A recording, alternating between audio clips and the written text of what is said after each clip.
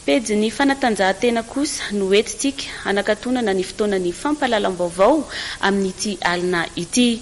Ny ekipan'ny AS Ademas ny USK Foot samy avy eto Analamanga, ny Iona amin'ny dingany Manasadalana eo amin'ny fiadinany Amboara Nasionaly taranja baolina kitra na ny Telma Coupe de Madagascar. Samy nivoaka mpandresy nandona ny mpifanandrana tamin'izy ireo ireto ekipa ireto androany tetsy amin'ny Kianjabeny ny Mahamasina.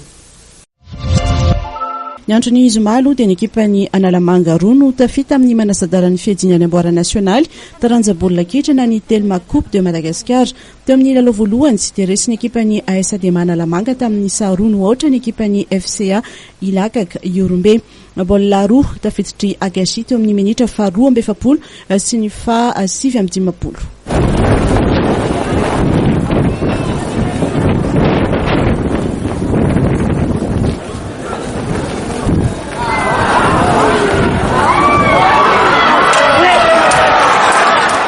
Takany tamin'ny Tondas dia mbola tafita amin'ny dingany Manasadalana indray ny ekipan'ny Serana-Piaramanidina.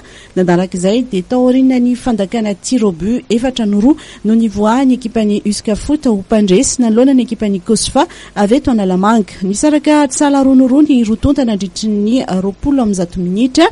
Ny ekipan'ny AS Ademas ny USK Foot zany no Iona amin'ny akatoko ny famaranana ny Telma Coupe de Madagascar ataony 3 septembre etsy amin'ny Kianjabeny ny Mahamasina.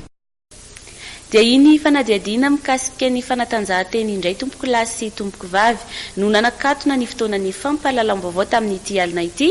Ankasitrahana feno ianao nanaraka izany hatramin'ny farany. Veloma tompoko.